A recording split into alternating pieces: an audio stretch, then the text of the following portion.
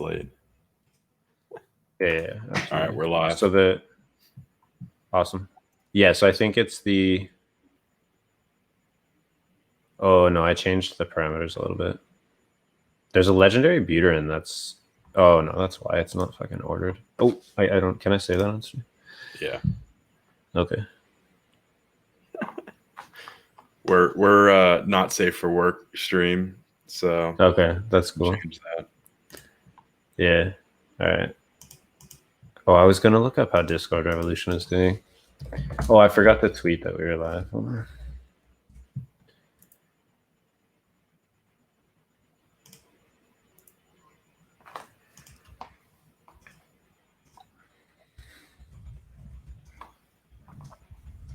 I haven't really raced for a month, man. It's crazy. Yeah, well, I mean, like, look, I feel like I've barely raced. Like, I was talking to My Blood earlier, and I was like, you know, the racing profits have kind of like stopped coming in because it's been so slow, and I don't like. I mean, I never had a lot of racers anyway. Like, I've always been like a relatively small stable. Yep. But like it's been really slow since fatigue kicked in. And then he was like showing me my chart, and he's like, "You look like you're doing okay." And I'm just like, "Yeah, but like it's still like, I mean, my scale is very small. Like if I look at someone like his profits are really nice for racing, but he also has about 1,000 horses. Yeah. And I feel like if you like, not that the fatigue environment is good for him. It's not good for like, I don't think it's really good for anyone except for someone that wants to like jump on for 15 minutes a day or something. Well, or if you have 30 racers that you're trying to manage, it's a little easier to do. Yeah, true. Hey, Tsunami, what's going on? Yo, what's going on, guys? And girls, if girls are here. Everybody, what's going on, everybody? But yeah, no, it's definitely interesting how much it's changed racing for everybody. I know they keep talking about the number of unique horses that have won since fatigue was introduced, but I think racing in general is down, right? It's not as down as I would expect, but ooh, I did not get fired in this race. Awesome, Tsunami. What kind of horse did you buy? I didn't get a chance to catch Doofy's stream tonight, so. Oh, 6, Tsunami. That's cool.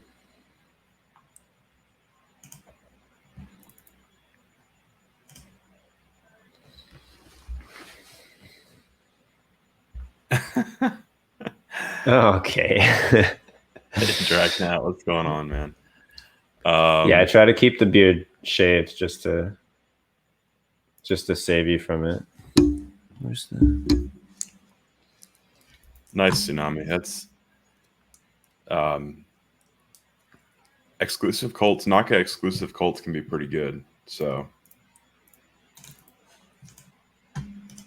you're probably dropping just enough base ability to. I got a race running right now, actually. The push is too late. No way he makes it.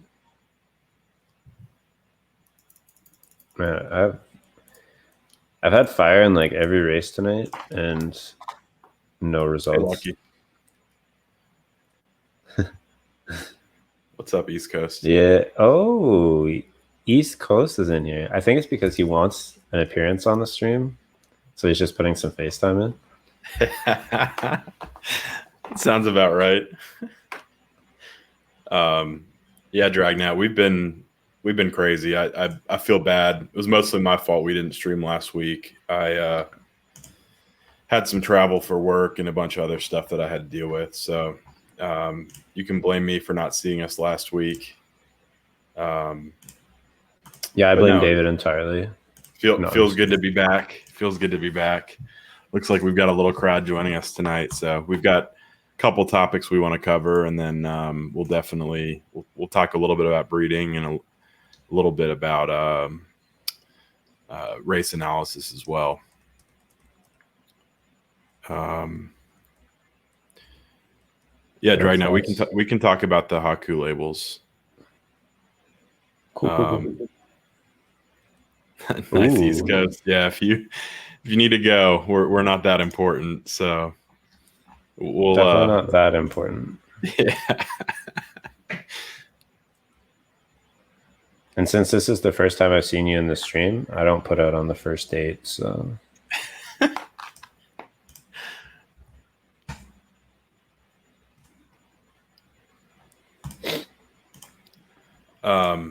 All right, CJ, you want to jump into this? I think we can at least start with fatigue, and then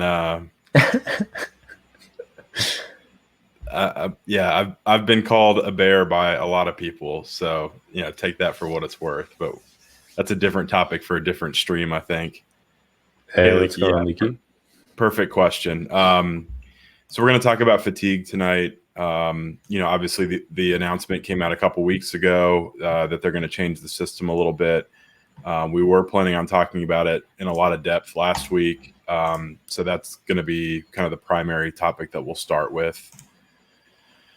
And then we're going to talk a little bit about the market. We have some data that I want to share, really high level. Again, I've been teasing this economy and market stream for a couple weeks now, and we're still working on it. We are going to get it launched soon. Probably not this weekend, but potentially start next week and have a weekend stream next week as well.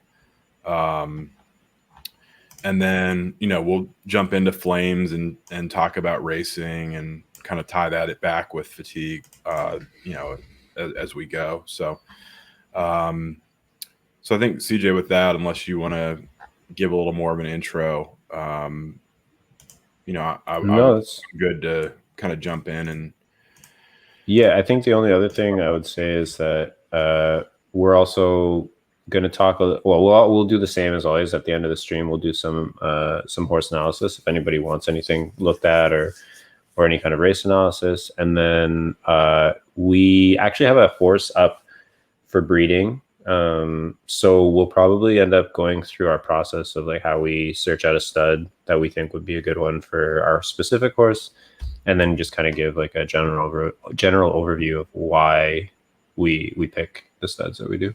Yep. And as always, appreciate all the follows, guys. I noticed we've had a few follows the last few minutes. So oh, cool. Thanks, guys. The follows and the support. So cool. Let me share my screen, and then we will go from there.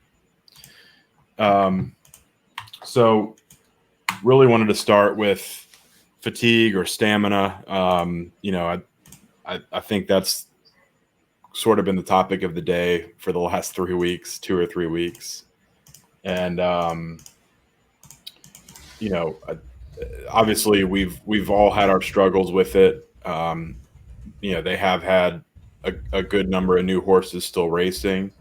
But just with the current system that's still in place, it's really still tough to, race more than 3 or 5 times a day without seeing significant drops in ability. And so that's kind of capped what everybody's been able to do. Tsunami, that's right. I mean, it's a tough racing environment. I think CJ and I are both surprised by the number of races that are still being run, which we'll pull up in a little bit. I've got some data there that we'll talk about. But just kind of reading through the announcement, I think we both feel pretty positive about these changes.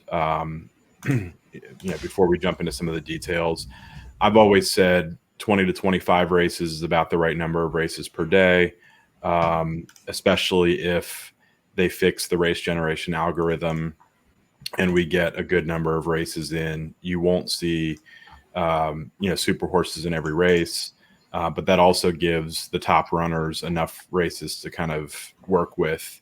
But compared to where we are with the system today, 10 to 15 races is a nice improvement.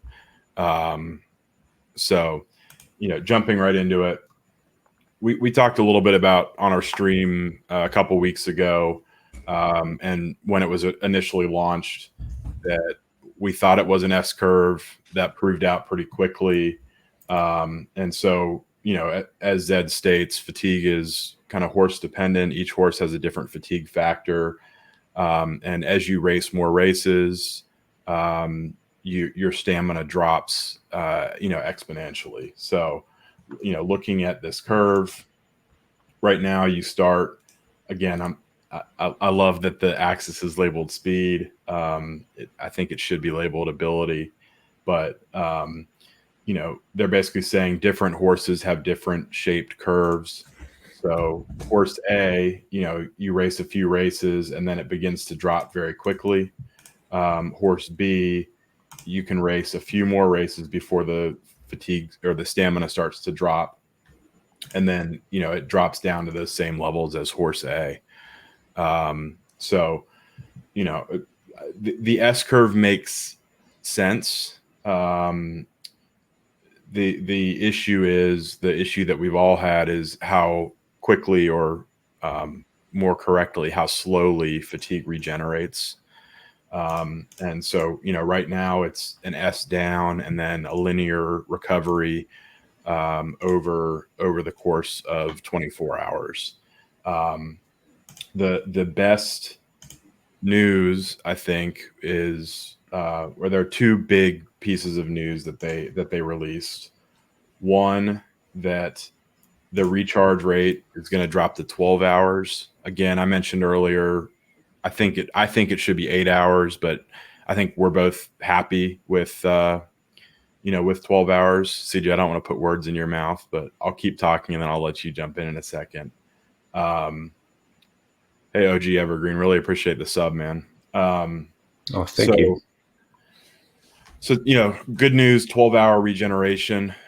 So that'll kind of give two pods of races every day where you're going to have full stamina. And then the even better news is that almost all horses, 99% of horses, are going to have 5 to 8 races in each of those 12-hour periods before stamina begins to deplete. So as they show on the kind of the new chart here, rather than having a kind of a really short curve to start with, maybe two or three races above 90%, you have 5, 6, 7, 8 races, maybe even 10 races before you hit that 90% stamina point, which is really where you start to see the horse performance start to go down.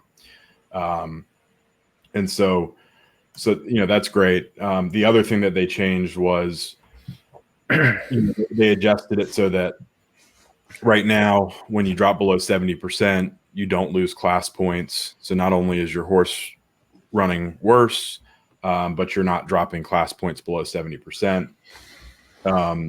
This 90% number, again, I'm not a big fan of it, but I think we both understand why they're doing it. It's to penalize the U-shaped horses, the horses that depend on higher variance to get results. So with that, CJ, do you have anything else to kind of say here, or any comments to make? Yeah. So, regarding the 12 to 8 hours, I kind of see where people are coming from. For me, it's not as big of a deal. I think I just wake up in the morning, I throw my races in, and then I'll go do whatever. I'll come back in 12 hours and do some more races. But I could see where 8 hours would make a lot more sense for some people, just because on top of, getting into races early so that you can spread it out throughout the day, you also kind of have to wait. I think this all ties into kind of like their racing algorithm not being great in terms of like the generation.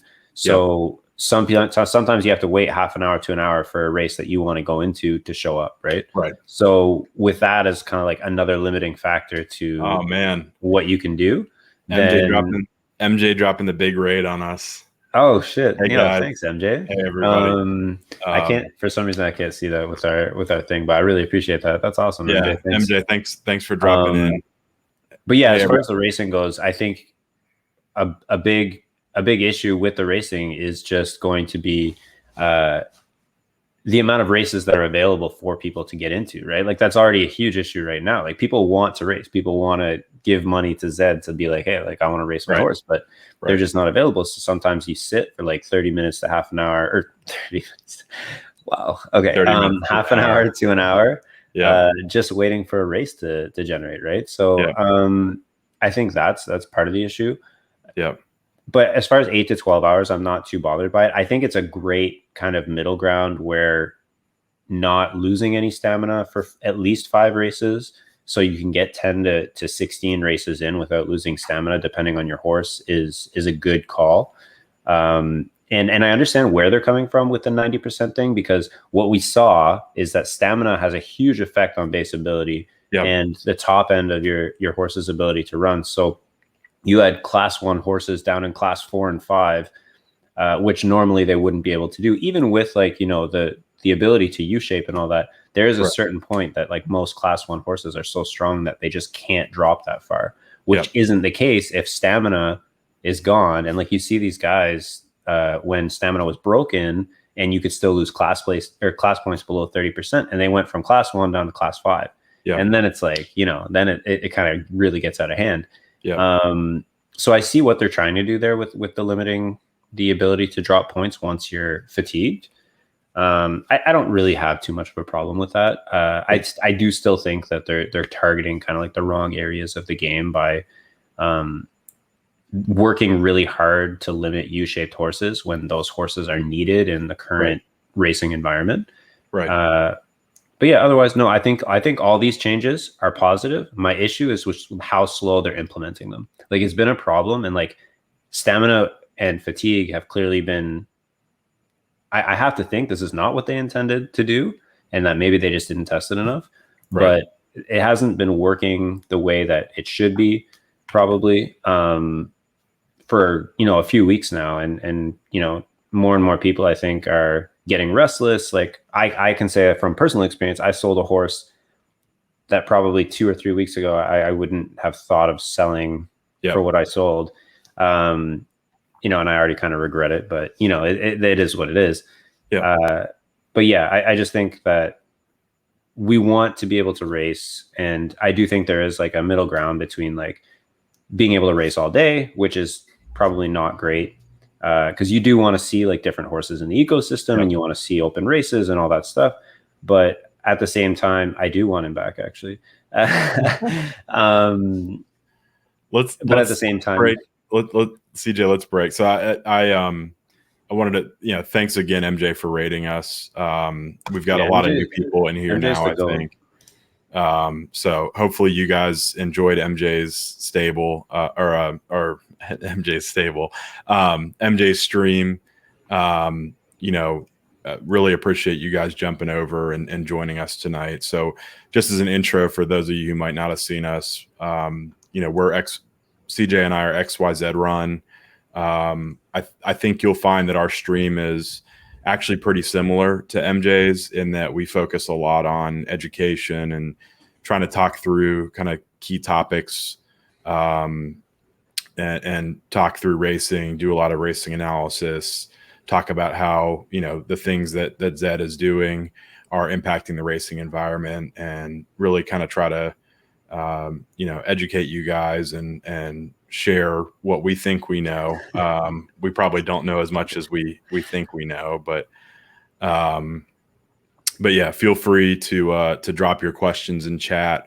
Right now we're talking through fatigue, or we've kind of talked through what we had for stamina and fatigue tonight. We'll talk a little bit more about it. And then, you know, we're going to jump into some other topics tonight. We're going to talk a little bit about the big announcement last week with the big sale, and kind of general market conditions. And then we're going to potentially breed a horse on stream. We'll see how that goes. Not literally, but like in Zed. Yeah, exactly. And then jump into some race analysis and talking about flames and cover some more of that. So that you know, obviously we'll answer questions as you guys have them. We'll try to keep up with chat. And then at the end, we'll open it up for Q&A on anything that we've covered or specific questions on specific horses. So drop a follow and hope you guys stick around. Really appreciate you guys jumping over. So CJ, I mean, I think we've kind of talked about stamina and fatigue. I think we've more or less covered what we want to. They made this announcement September 3rd and said that it would be rolled out within 2 weeks. So I think we're hoping, just like everybody is, that they do get this rolled out in the next couple of days and hit that deadline. And the racing environment has been healthier than expected. I mean, we're at well over 2,000 races a day. Hey, thank you for the subscription. I missed that. Yeah, thank you. I'm not sure I'm going to be able to pronounce that name, but Konigreich, thank you for subbing. So yeah, but just on the fatigue point, the changes that they've announced are good. The 12 hours is great. Again, CJ, I know you're indifferent between 8 and 12. I think 8 would work better because not all of us are running 24 hours a day. So kind of having 2 windows where we can enter races during quote unquote waking hours, I think would potentially work a little bit better. I agree. And I just think that I'm not like, I don't think that 12 hours is such a huge gap. Like most people are up by say 8 o'clock in the morning or have a coffee or whatever and stay up relatively late. I don't know. Maybe it's just me. I don't really sleep that much, but I don't either, but I'm trying to get better about that. So let me flip through. Yeah, I mean, I think we've kind of gotten to the end of this. So we've kind of talked through stamina. I know the folks joining us from MJ's stream missed a lot of our conversation, but I think we've kind of summed it up. I'm mostly just here for the support for David tonight. He's going to be doing the bulk of the talking about these subjects. So yeah, and it's going to be a shorter stream because I hate talking. So there we go. No, I'm just kidding. So I think, the next topic that I kind of wanted to get into, and again, if you guys have any questions on stamina or fatigue, drop them and we'll come back to it. We'll also touch back on it when we talk about racing analysis at the end. So, 400. The big announcement last week was this giant sale, 500 ETH. 16 Z1s from Bob the Nailer, who's one of the OGs of the game. Great guy. Bought a lot of horses when the game was pretty new and really made it rain last week. So good for him. And also, in my mind, and I think CJ agrees, this sale really is a great endorsement of people with more money than either of us have confidence in the game and in the ecosystem,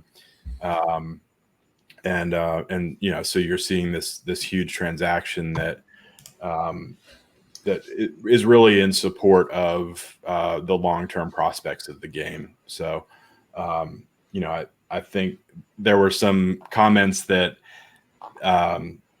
he maybe undersold what he sold. I don't really think that's the case. I think when you turn $5 into 8 million, yeah, I think you're doing all right. Yeah, exactly. He probably turned about $5,000 into 1.7 million. So, it's not a lot of opportunities to do that in the current state, or depending on how things go over the next 3 to 6 months. We'll see. But, I think along with the sentiment that these guys clearly have that bought the Z1s, we do have a lot of confidence in Zed still, even with some of the recent hiccups. We do have confidence in the long-term prospects. Even if Ethereum goes through another cycle, the ZED market will have its ups and downs. But overall, seeing this kind of money shifting around and kind of being invested into stables is really great news. CJ, what do you think, or do you have anything else to kind of say there?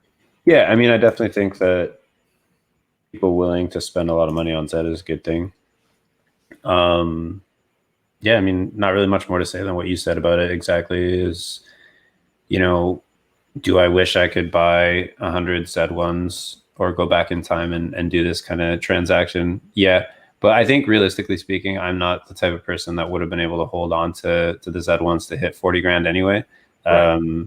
I probably would have hit like $500 for $5 or whatever they were, and then sold right away to try and buy like some different horses or something. I have like this compulsive, I don't know, need to constantly buy and sell horses. I don't know why. Stable. Yeah, I'm and undersell my best horses. So I'm kind of the opposite. I'm more of the buy and hold guy. So I think we balance each other pretty well.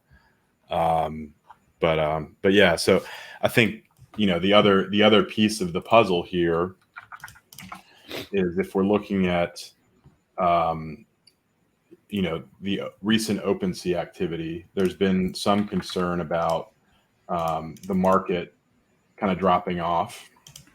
And if you look, the last couple of weeks, the first few weeks of September have been a little bit slower. So what this chart represents is the line is the average sale price, and the bars are the total volume. So the total number of horses times the average sale price gets you to the total volume.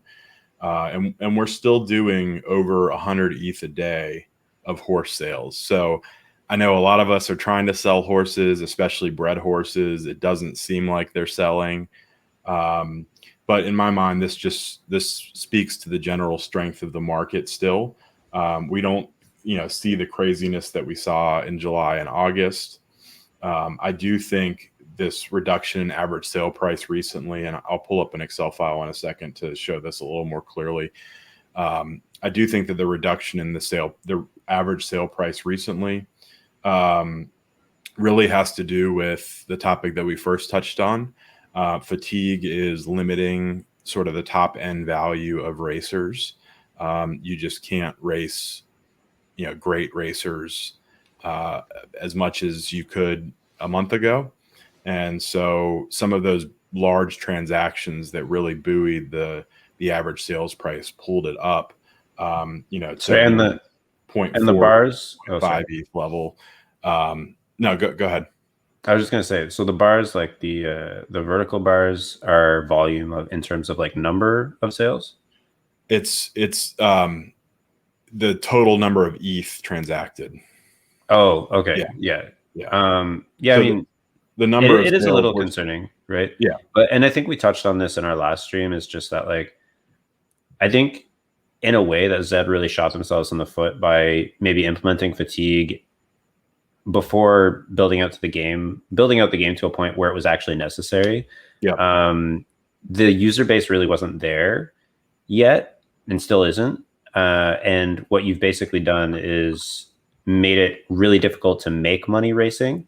And if you can't make money racing, then what is the point of paying money or big money for a horse, right? Like, so you're essentially taking like, at the end of the day, like, there are different ways to approach ZED. You can be a breeder, you can be a racer, you can be a flipper, whatever you want to do. But the core of the game is racing. So nothing works without the racing working. So if you're not making big money racing, then you're not going to buy horses for big money. If you're not going to buy horses for big money, what's the point in breeding? And like, it just has like a big trickle down effect where it's like, the focus, in my opinion, from ZED should be on making racing, like incentivizing people to race.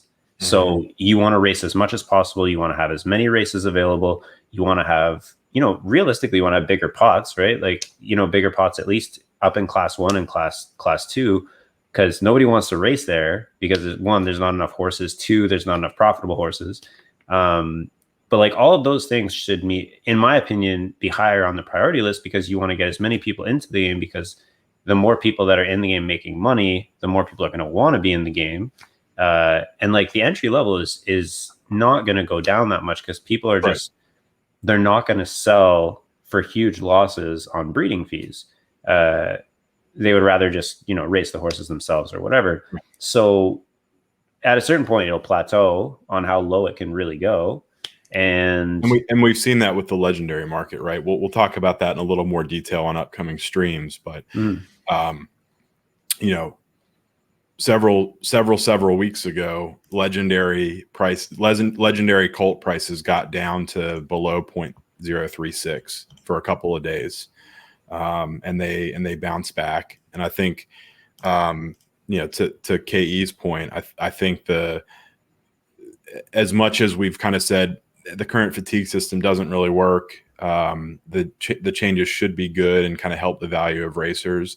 To some extent, the value of those kind of starter horses or lower end legendary and exclusive horses has been kind of put, there's been a floor that's been put in, right? Because you've got more opportunity to run in competitive races, and you've got the other announcement last week of these free races, which again we'll talk a little bit more about later. The free races and the kind of wider variety of races available without super horses right now, or even above average horses, does make it possible to run some of those lower end racers. And so in that respect, they have helped the floor. You've seen some kind of negative movement in the exclusive market because breeding has shifted, more toward creating exclusives and elites. And I've got a chart I can pull up there to show a little bit of that. But the one thing I wanted to do before I jump back over to you, CJ, was pull up an Excel chart that I put together. And this hasn't been updated the last few days, but if you're looking at it, you can see. So July 12th was when ZED re-implemented the 2.5% fee, royalty fee, and for a while, we were doing 1,000 horses a day, almost 250, 300 ETH a day. And that still held pretty strong, even through August, the number of horses. So if we look here, the first column is the number of horses sold, just the raw number. The second is the volume in total ETH. And then the third is the ETH per horse. So you have some days in here where you've got a lot of 700s, 800s, and some really strong volume. And then in August, things were pretty nuts. Over 1,000 horses a day for, almost, 3 weeks? Again, 250 to 300 ETH a day, a lot of days. Pretty strong average selling price of over 0.2 ETH. And what I mentioned earlier was, so, you kind of have the big hiccup with racing and then rolling out fatigue and a slow day in here. But, in September, the market really has slowed down a little bit. I think partly because you've got more exclusives and more kind of lower end horses coming into the market. But like I mentioned earlier, you have these big racers just aren't selling for 2, 3, 4, 5, 10 ETH like they were last month or the month before that. And so the last week or so, again, I haven't updated it since this past weekend, but you see some of the lowest average selling prices. And even though you still have relatively decent volume in total horses sold, you only really have one day where it dropped below 700 and it's bounced back a little bit. You do see this total ETH transacted drop to levels that it really hasn't been since May or June. So CJ, any comments or anything else you want to cover? Well, over here. It kind of, you already touched on most of it, but going back to what we were saying before, if you can't make a lot of money racing, what's the purpose in paying a lot of money for a racer? So, you know, especially with like introduction of like free races that actually pay a decent amount, and the way that fatigue works, it makes much more sense to just like maybe buy like 0.2, 0.3 horses and race them a bunch, in, even if it's like in low buy-ins, right? Because like you'll still make a decent amount running 50 of those or whatever. And on top of that, it's, you know, it maybe just makes more sense to race your horses because nobody's paying a premium for racers, at least not average racers. Nobody's paying a premium really for unraced, which, you know, kind of is how it should be anyway. But we can touch on that another time. And so if really there's not a lot of exposure in racing your own bred horses, then like the sales are going to slow down in that respect as well, because everybody's just going to be racing their own bred horses, or people are just going to stop breeding in general if they don't feel like they can sell. But yeah, I think that's an extreme, right? I mean, I don't mean like stop breeding forever. Yeah. I just but breeding will slow down and racing will potentially slow down. And so, yeah, I mean, I think that's right. I mean, I think we both have concerns that increasing the number of free races without kind of fixing the current racing environment, which fixing stamina and fatigue will be a big step. But honestly, just implementing that, like just implementing the things that they said that they were going to do would be a big boost to the market, in my opinion, because all of a sudden you're going to be able to race. Like, so right now, like for most horses, unless you have one of the strongest horses in the game, you're probably looking at 2 to maybe 4 max races that you can run hoping to win. You might fluke some wins at lower stamina than that, but typically speaking, between 2 and 4 races. So now you're going to be more than doubling your potential earnings, right?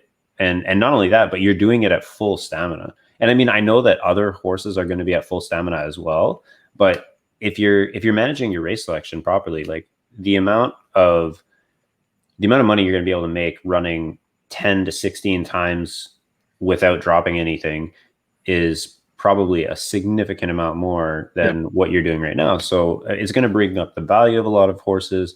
It's also going to put more money in people's pockets. I think that, well, some people, like other people, are going to lose. Like somebody has to lose to win. We kind of talked about that before. And everybody feels like they're the person that's winning. So, yeah. And I mean, like when we're talking about the free races, I think one of the major problems with that is the botting, right? So most free races are just botted into by a lot of people. It is really difficult to get into free races for most people. Everybody talks about how they're like, oh, you know, I get into free races, no problem. It's like, well, if you do, you're in the minority. Like there are thousands of complaints from people about not being able to get into free races or not even being able to get into $2.50 races. Right. So, you know, bots are a big problem in that regard. So what they did was they knew they had a botting problem, and then they threw in a whole bunch more new free races with more money, and that gave more incentive to bot, really. And then on top of that, they decided, okay, so we're going to implement changes that will hopefully stop botting.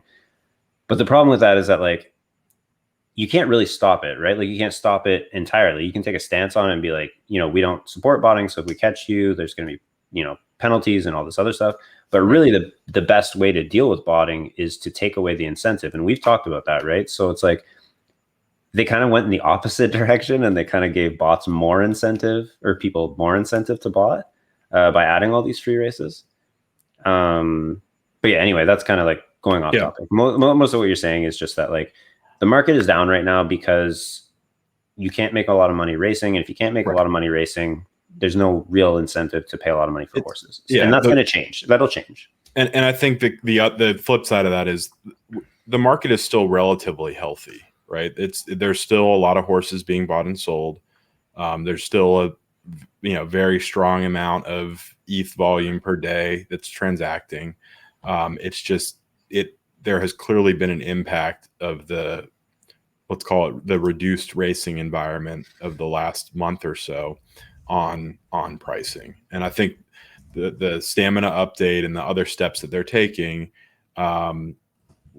should strengthen the market, but we need to see them continue to push positive racing changes, generate more races, make sure that there are races for everybody available, which there definitely is racing happening right now, but it just there are issues that we're going to need to see them work through in the next 2 to 4 to 6 weeks to really strengthen the market again.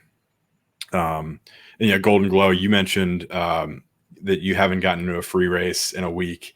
Sounds about right. I mean, I feel like even more so, even in April, May, June, they were popping up and you had a couple seconds to hop in. I don't even see them popping up anymore. So it really is crazy. No, free races, they pop up and they're immediately full. Gone. Yeah. Like I've tried about 3 or 4 times today, and like sometimes I'm a real degenerate and I have like literally just the race screen open and I'm sitting there staring at it, waiting for a race to pop up, and it pops up. I click immediately. I try to get in. I have, pretty decent internet and I can't, right? Yeah. So actually, speaking of which, I'll be right back. Yep. Cheat to Win.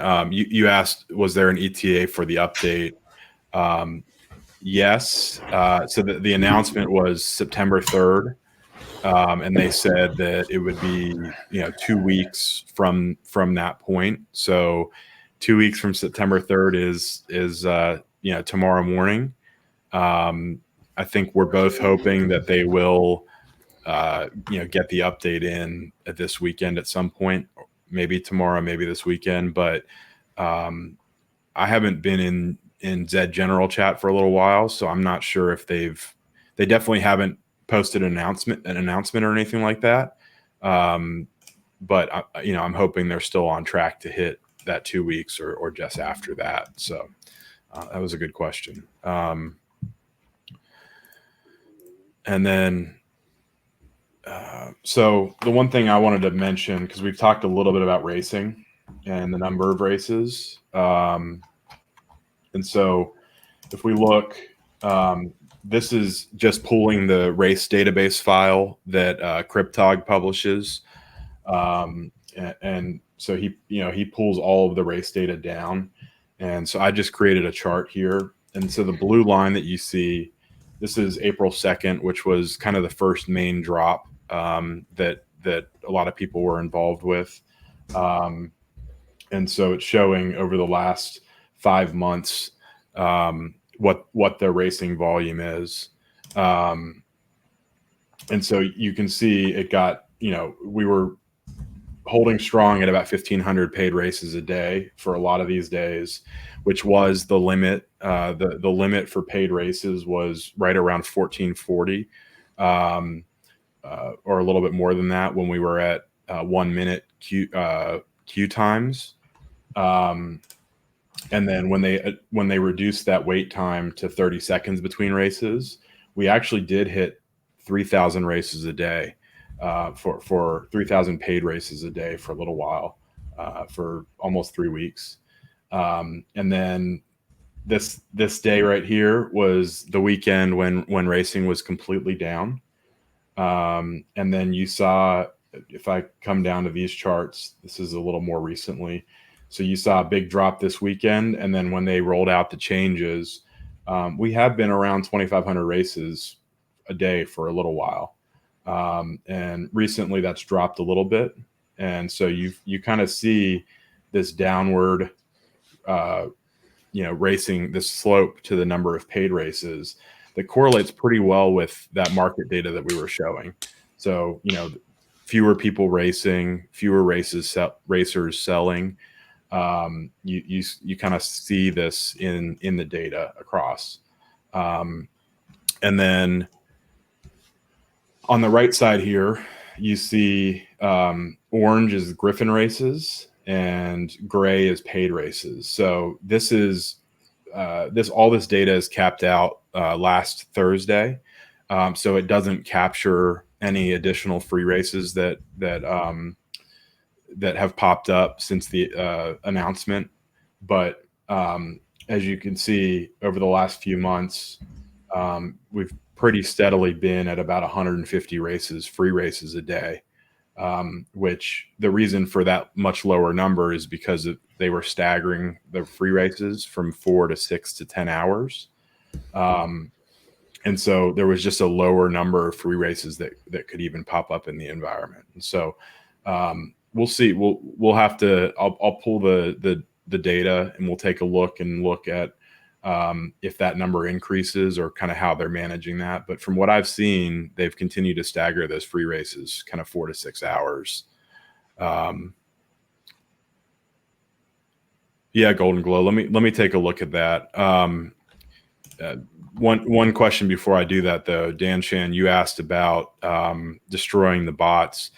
Not really, because the people that are botting have a financial incentive to make their bots work, and so they've found ways around it. There are people who have found ways around the API restrictions that they've made. And so, there's no evidence that botting has been reduced substantially, maybe a little bit, but it's still an issue. The changes that they made really shouldn't they're trying to limit it, but the changes that they made aren't really having the effect that they want them to. So. Yeah, that's exactly right, MJ. You said it much more concisely than I did. So, and CJ, you said the same thing in chat. So, yeah, and that's a good point, Brownie Trout, on the CAPTCHAs. There are CAPTCHA breakers. There are bots for that too. So, CAPTCHAs really only impact the people that are entering the CAPTCHAs manually, and so. The bots are going to find their way around that as well. So that's right, Dan Shan. So Golden Glow, you asked about the last week of May, which was right before Echo. And so if we zoom in, go ahead. Sorry, I was just going to say, well, someone's saying the CAPTCHA is easy to bypass as well. Yeah. I mean, like the CAPTCHA doesn't even phase botting apparently. So. Yeah. So Golden Glow, if we're looking at kind of May, I don't really notice that there are some kind of places where racing quote unquote broke. And so you've got a couple days where only 700 or 800 races ran. But overall, even before Echo, you had that 1,400, 1,300, 1,500 races a day level that was pretty well maintained. You did see a drop off because I do remember when we had Echo, there were some issues with the racing infrastructure and people were getting locked out of races. And so you do see this kind of level right here where it dropped down into the, below 1,000 races a day for several days. But after that, you were generally above 1,000, except for a couple, bad days in June. So, and then Dan Shan, I mean, the announcement was, and I can try to pull that up. The announcement that ZED made was really to, get more people racing and, to get people who didn't necessarily want to pay for races to try to get them more opportunity to run. And so, the change that they made was implementing these max available free races per day, which they say that it's live now. When I was looking at the data from last week, so this announcement was made September 10th. When I was looking at the data from last week, there wasn't a lot of evidence of a ton of additional free races being run last weekend. But I'll go back and pull the data, and we can talk about it on one of our upcoming streams, or we'll post some stuff as well, talking about the number of races and what we're noticing. The one thing with when they rolled this out, I think they changed the API where the race database, the normal pool, it wasn't pulling all the same information that it was. And so I just need to go back and double check that and maybe confirm with Cryptog that that there's a way to pull all the data that we need to update these charts. But we'll put that together and give everybody an update. So yeah, Gags, I didn't get a chance to look at BG's data. I wouldn't be surprised. I mean, if they're talking about adding close to 750 new free races a day, I mean, that's obviously significantly more than the 150 that had been running before. So I'll show you I'll send you the chart. Okay. The only concern I have about that chart is if it's pulling from the same race database that I pulled all my data from. ZED stopped publishing their fee that they were taking from the races, and so let's see. So you can see, yeah, a decent amount less paid races since about the end of August, it looks like, and a significant amount more free races, like way more free races. Yeah.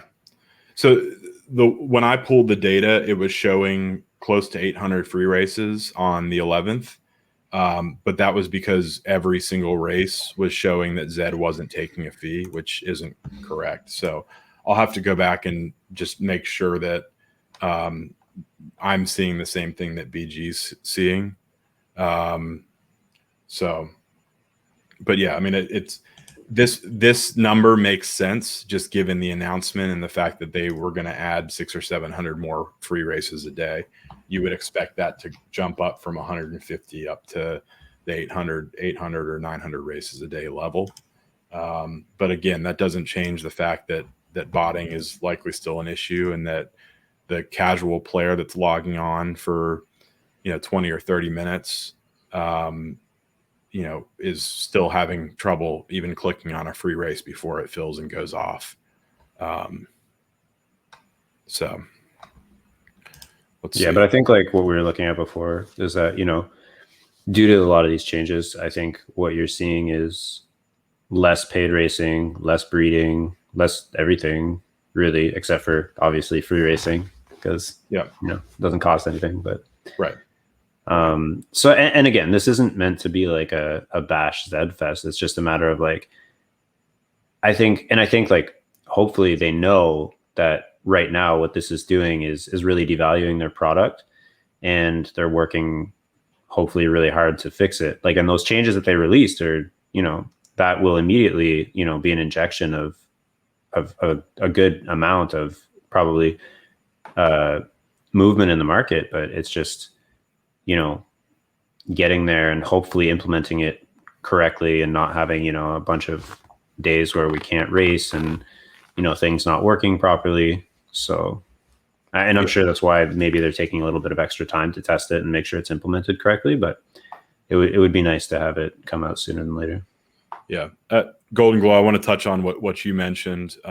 That's right. I mean, we've seen an exponential growth in horses after breeding reopened, which that's flattening out a little bit and shifting kind of more into exclusives and elites now. But there were fewer horses in May. The big thing we've talked about kind of the old system with multiple race entries and race queues. And I think we always kind of said an hour and a half to 2 hours felt like about the right amount of time to kind of limit the super horses being in every race, but keep people engaged and keep people racing consistently. And so, early on in our stream tonight, I mentioned kind of 20 to 25 to 30 races being the right number. And that really is based on kind of those queue times, kind of matching up stamina to tie out to those queue times of 2 hours. You could enter 3 races at a time. That's about 36 races a day if you're racing 24 hours a day. If you're racing 12 or 16 hours, then you're in that 25 race range. And so that seemed to work well in May and in June before, breeding took queue times up to 14, 16, 18 hours. Well, I think what's important to remember about ZED is that, like, as much as this is something that is, I'm sure, planned to be some kind of metaverse, at its core, it's a game, and people want to be able to play, right? And what fatigue has done is made it really hard to race a horse a lot, right? Mm-hmm. And we know that. We've talked about, what maybe the perfect amount is. But something that people have said, is like, oh, you just adapt, you just buy more horses, you just race more horses. It's just like, that's a very big limiting factor to a lot of people, right? Like, a lot of people that get into ZED are not like throwing 10 ETH around buying horses. Like, that's like the top 5%, top 10%, 1%, whatever it is. A lot of the user base from ZED is going to come from probably people that can only afford to have, 1 or 2 racers. And if you can only race your racer 3 times a day and you only have one, like, that's not really a lot of fun, and there's not really a lot of incentive to stick around because people have short attention spans in this space, right? So it's like, when you have a game, you want to be able to play it. And Golden Glow mentioned that it was an overreaction. The fatigue was an overreaction, and I think that's a perfect kind of summary of what it was. It was, they were trying to solve for both you horses and horses running 50 to 80 races a day at the same time, and it was an overreaction to that. So, I think go ahead. I think the way that they're implementing certain things as well is an overreaction to, like, kind of the way that their game works, right? Like, because there is, like, maybe, I don't know if it's a majority or a minority of people that complain about you classing and all that stuff, but it's like, again, until they grow out the game more to where it's actually profitable to be racing against other great horses, you need you horses in the game, because otherwise you can't really make money. It's unless you have, like, the top 1% of horses. Right. So, I mean, I don't know. People think that they're going to make more money by eliminating you horses. It's not really how it works. Yeah. But anyway. Tsunami had a question. How do you stop free races being so quick to enter? So this was a problem even back in April and May. But the difference was you only had a few races an hour that would pop up. It's always been tough to get into free races. There were different ways that you could do it. You could watch the next to run, and when a free race was running, you could kind of go back to that and get ready for it to pop up. But I don't know if we, if we have a great answer for how to solve for that. I think having a larger number of races will. I think a couple people, when we were talking about it earlier, mentioned free race restrictions for stables or for horses. I think that could work. I think capping a number of free races that a stable can run in a given day, or the number of horses that any one stable can enter in races, whether it's free or paid, would be a good thing to do. But I don't know if we have a good solution for free races filling as quickly as they do, except I have a solution. Having more of them and making them more available. What's that, CJ? Just create a queue system.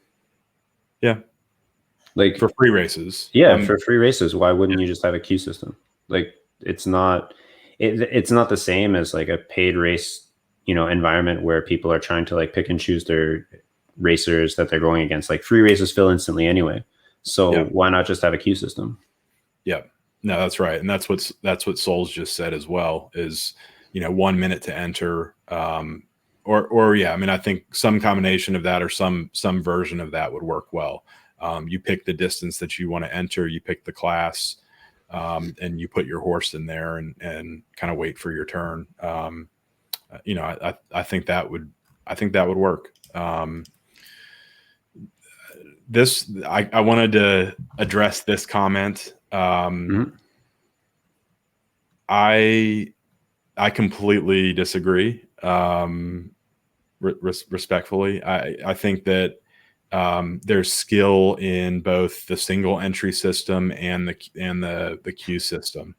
If you have 2-hour queues or 4-hour queues or whatever, hour-long queues, you still have to pick your spots, right? You still have to pick the races that you're entering. You still have to monitor competition, avoid enemy horses. Whether that's one race at a time or whether that's signing up for multiple races and then coming back to it. I would argue the opposite.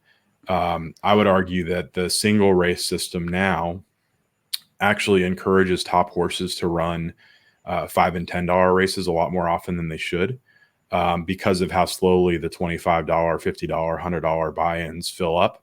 I think you guys are talking about two different queues. I think he's talking about like if you were to enter a queue system instead of picking like a race.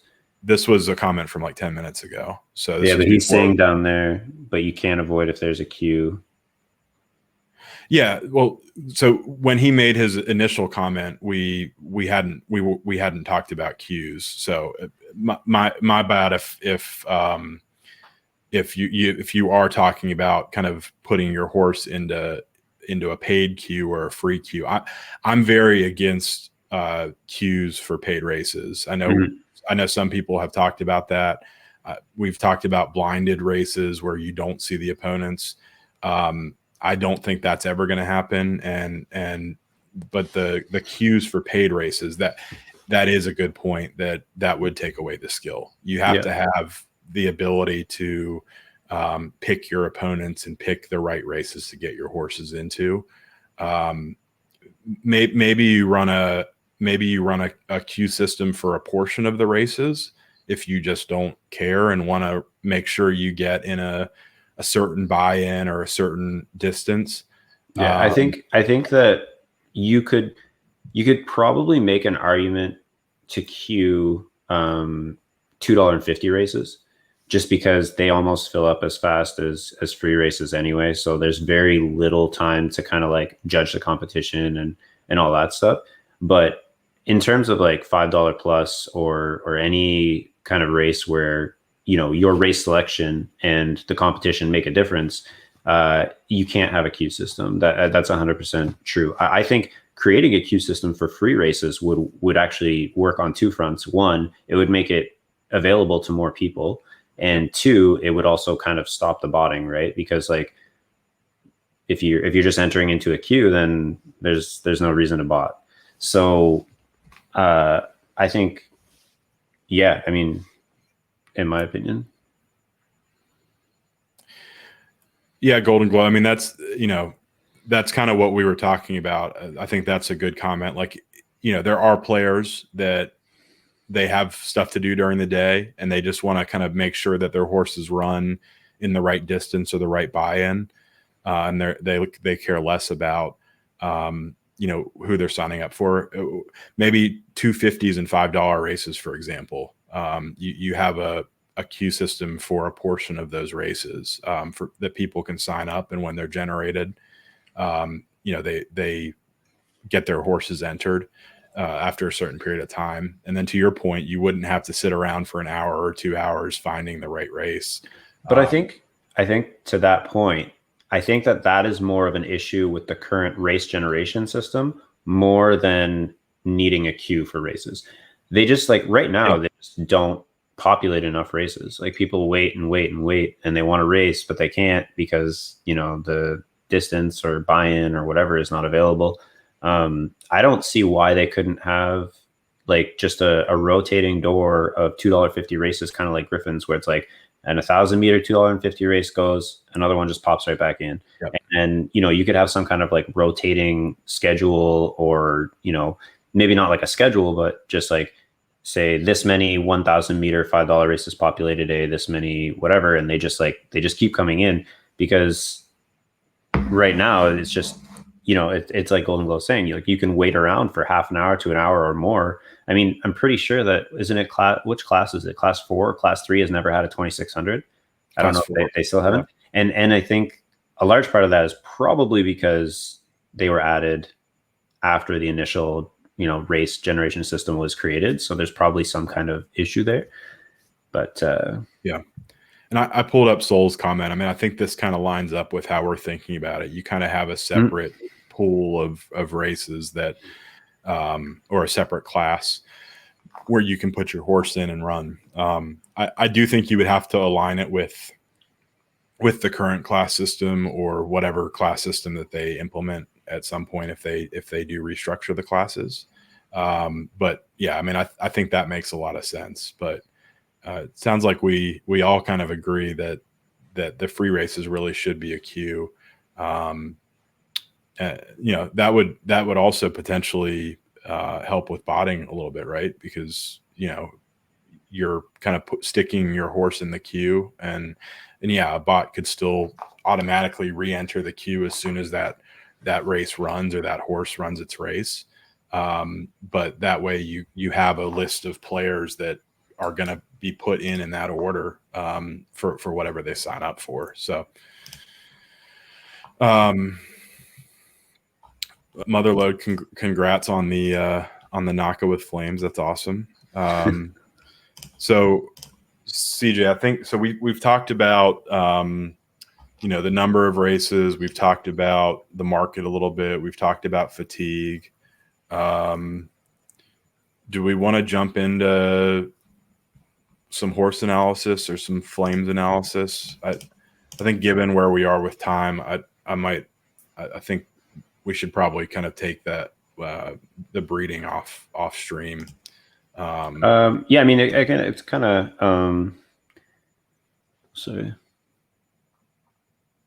No, we haven't talked about that yet, Fluorescence. I haven't. We're gonna have BG on a stream probably next week. We haven't really talked too much about the exact timing, and we're gonna go over the kind of our new discovery and kind of theory about distance preference and how it works. So yeah, stay tuned for that. I mean, it's kind of up to them. If they want to do horse analysis, we're cool for that.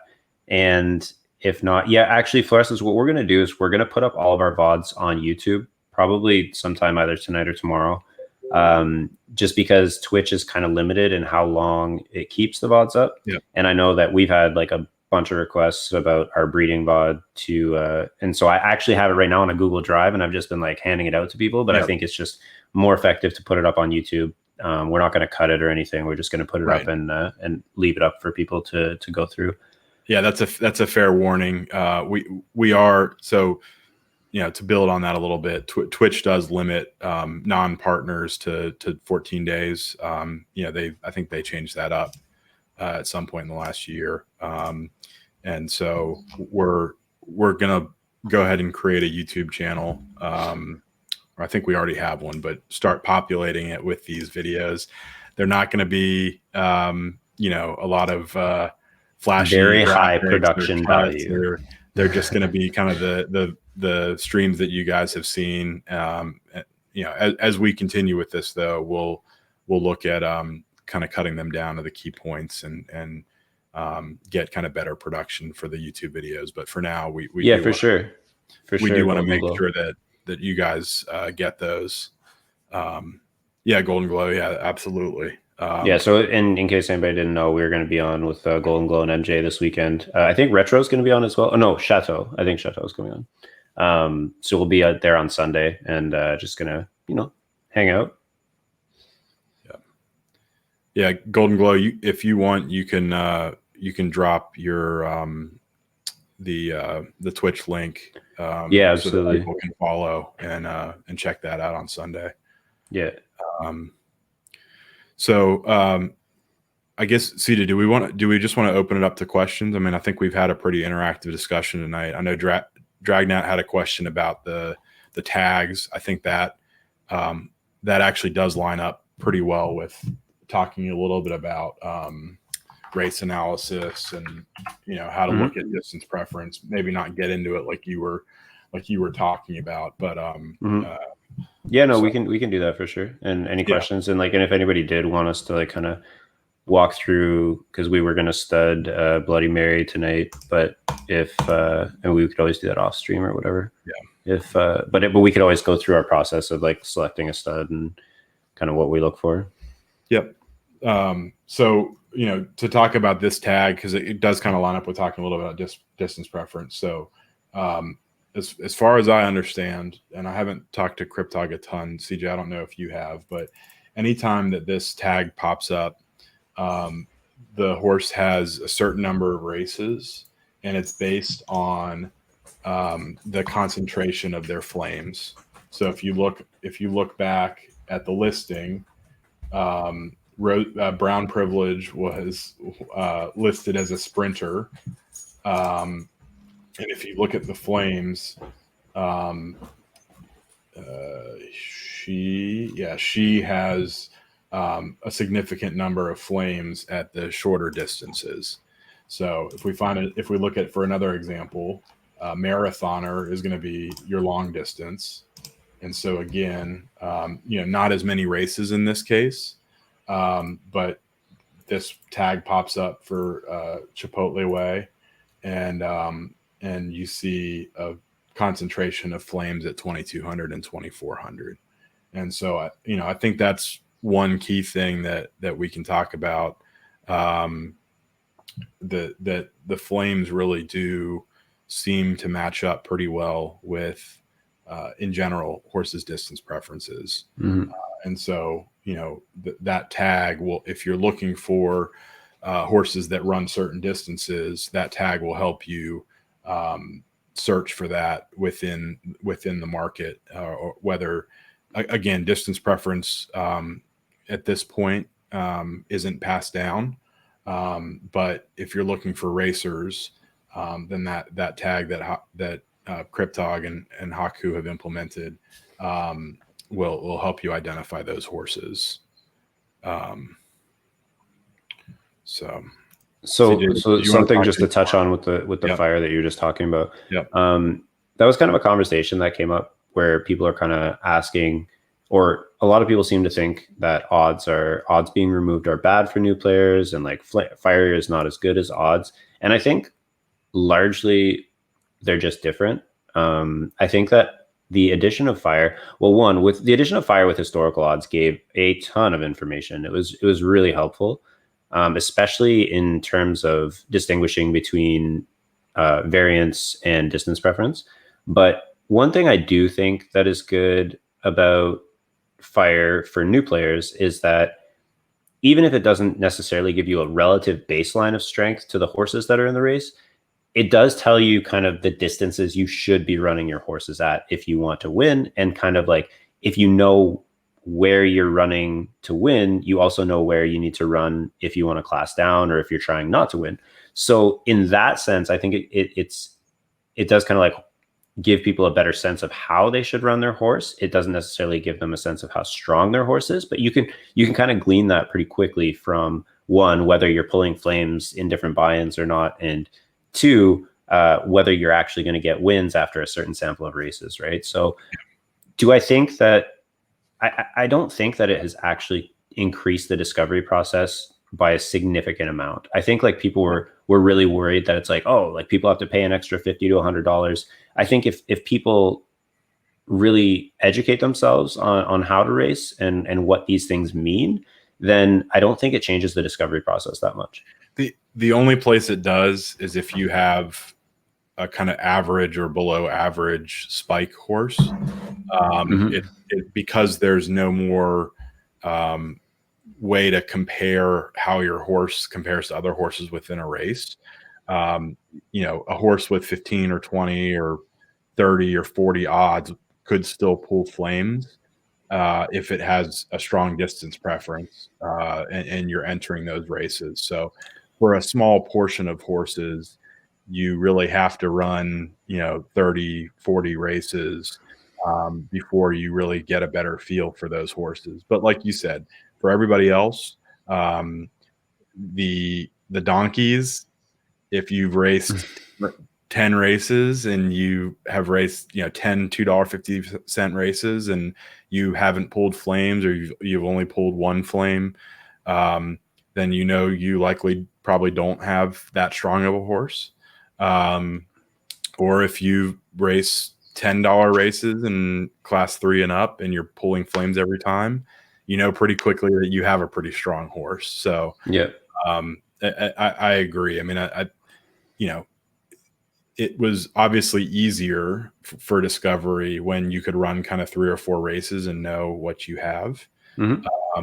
But the donkeys, you're not wasting a lot of money on them. Within about 10 races, which is like $25-$30, kind of what you have there. And then everybody else, because of kind of how stamina works and because of how racing is working right now, even when they roll out the new system, a lot of the middle of the road horses, the average horses, are still going to be, are going to have more of an opportunity to win because you're not going to have strong horses in every races. So it doesn't lie, right? Like the flames don't lie. It's just you have to understand where the flames come from and what the correlation is, because fire is not just about winning, it's about your likelihood of finishing in the top Right. 3. And the thing about flames being added at the same time as fatigue is that fatigue hits high variance horses worse than any other horse. So you might get fire because like you have a really high win percent, but as soon as you start getting fatigue, that win percent chance starts dropping. So having high variance, you can still win with when you're fatigued, because like you can still hit that top end of the variance. It's just that it's less and less likely. So your fire is going to disappear more quickly to horses that are more consistent and have lower variance and so are affected less by fatigue. Right. If you have a U horse or a super U horse that's pulling flames, then that means it's strong, because a high variance horse is going to finish in the bottom 3 as much as it finishes in the top 3. And so in general, a high variance horse, a U horse, will pull flames a lot less often. Depending on the competition. Right. But pretty early on in the first 10 to 20 races, you're going to see that horse's placement pattern show you that the horse is distributing to the outside of the range, right? Dan Shannon. But I think that's kind of the onus is on the user to kind of like educate themselves about the game that they're playing, right? Like, I mean, I think it's on us to like, especially if we want to grow the community, we need to help those people understand what it is that they have as well, right? But I think that there's a big, especially in ZED and games like ZED, it's like there's a big onus on you as the person that's playing and you as the person that's putting your money into the game, that you should spend time researching and learning about the game that you're putting money into, because it is a significant investment. Yeah. And actually, yeah, MJ, you know what? Discovery is more fun now. It's also kind of like frustrating sometimes. Can you pull up Bloody Mary and her position, like her track? So this is a horse that we got fairly recently, and she pulls fire in tons of distances, but she gets like second place more than any horse I have ever run. And I keep waiting for that her to start winning, but it just doesn't happen. So I mean, like, she's kind of benched for now, and I mean, she's still a profitable horse. Like, running second in $10, $15 pots a lot is still profitable. It's just very frustrating, but fun. I mean, it is fun. This is what we talked about, right, CJ? I mean, this was an example of a horse where, again, Discovery hasn't been costly because she hasn't lost money. No. But Discovery has taken a while because how often she was pulling flames and what her placement pattern has been. So I'm still not convinced that we know exactly what she is, to be honest. Like, there's a good indication that she's probably a high base, like a relatively high base ability, low variance spiker of some kind. But I still have this like it doesn't explain some of the fire that she's been pulling in like 1800, and like typically weak spikers do not pull flames or fire in 1400 ever. So it's one of those things. It's just like, I don't know. It's just, yeah, I still want to run her a little bit. We're leaning toward running her, right? But it's just, well, she's up in class 2 now. That's the problem with finishing second in every race, is that you just constantly go up. She doesn't come down. Yeah. So, but MJ, to your question about flames in 12th is good, but no flames in 12th can be fine as well. I've always been, and CJ to a large extent as well, we've always been, placements tell the story. And so to me, this is a good example. Dragnat mentioned this horse, My Pretty. This horse never pulls flames. But you can tell by the placement pattern that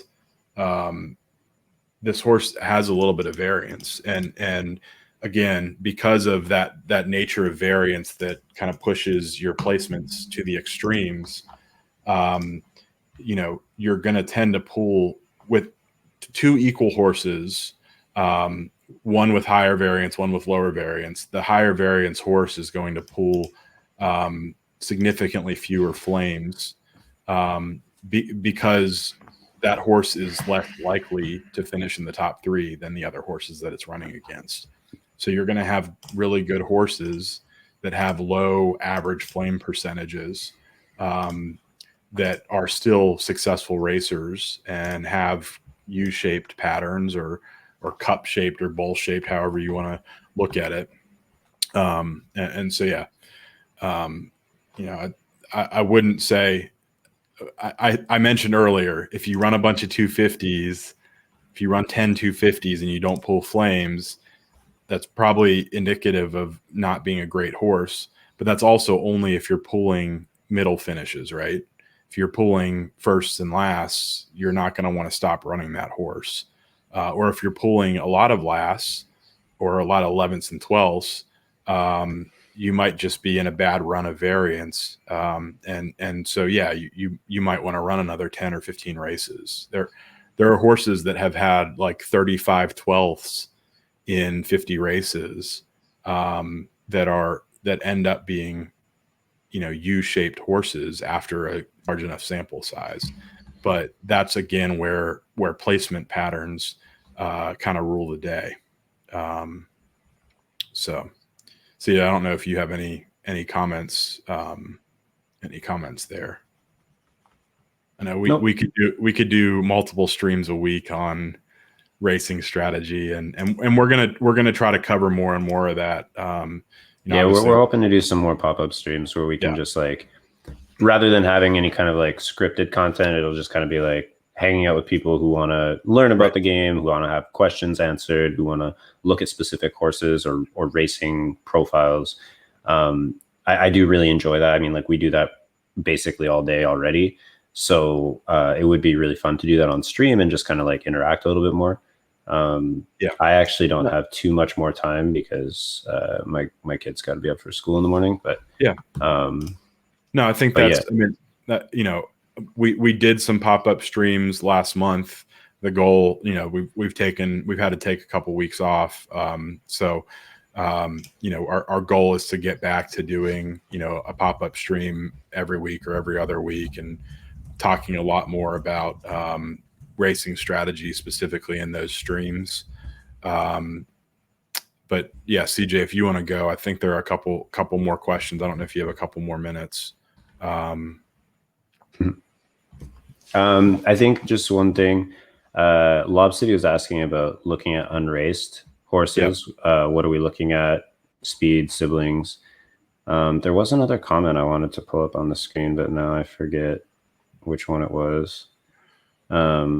He had a question. If you want to look for that comment, we can jump back to it. So, Lob City, your question about.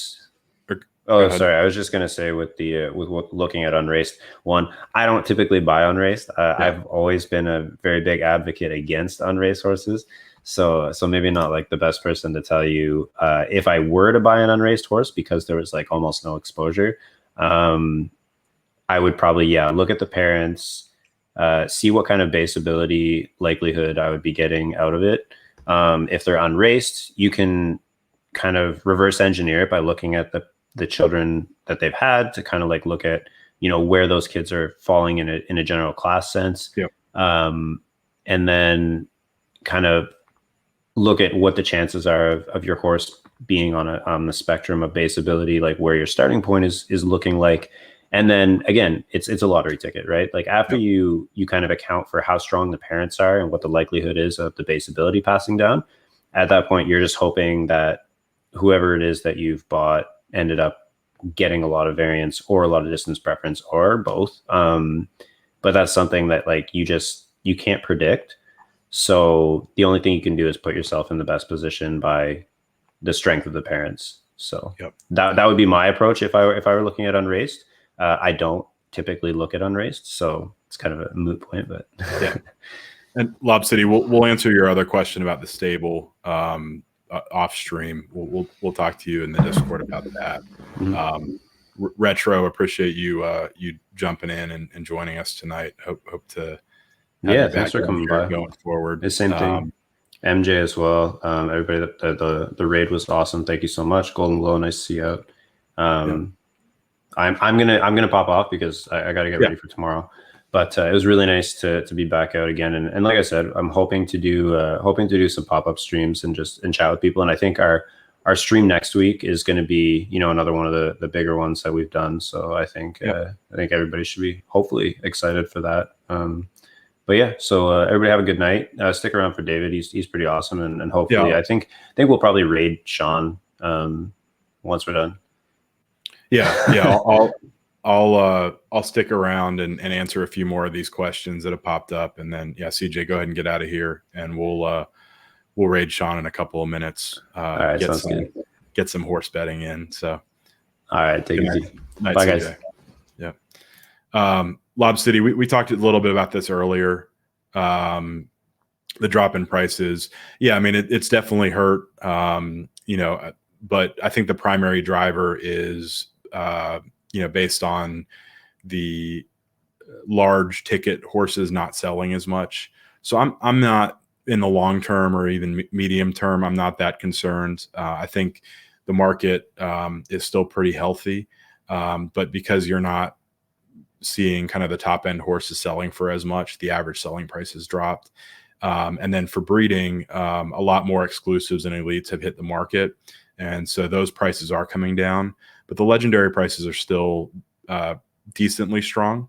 And, the only thing there is, as when stamina gets rolled out and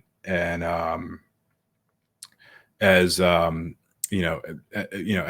of these changes that they've talked about hit, we're hopefully going to see the market continue to improve and get back to where it was. Have people buying racers and have people, buying lottery tickets and have people buying other horses that they can race in the improved environment. So hopefully that answers that. Let me jump through. So, KE, you asked about the Discord. There's actually a link down below the stream. So if you guys want to click on the button there and hop in the Discord, we did open it up a couple of weeks ago, and we've got a community there. It's not just me and CJ answering questions. It's a couple of the other guys that you've seen in the stream and quite a few others. And we try to take some of the stuff that we've talked about tonight and in our other streams and walk through racing and breeding and on a day-to-day basis. Golden Glow, you asked if we had 9 to 5s. We do both have full-time jobs. So this is a part-time job for both of us on top of that. It really is an extra 20 to 40 hours a week, if not more. And so, but part of the reason we stream is to take the things that we're doing, during some days and basically every night, and talk you guys through that. So, yeah,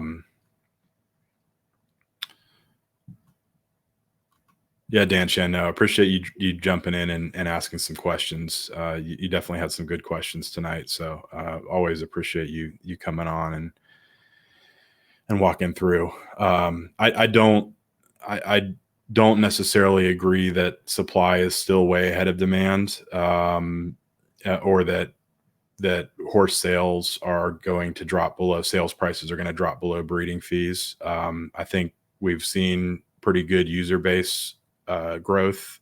We're almost at 100,000 in the ZED Discord, growing at 5 to 10,000 a month or more.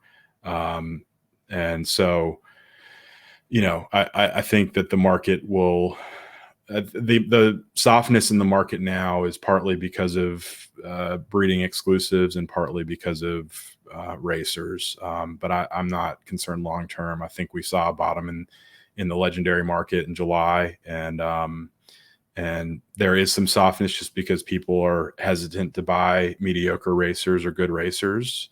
But I think that's a short-term thing that will only improve when they improve stamina. So,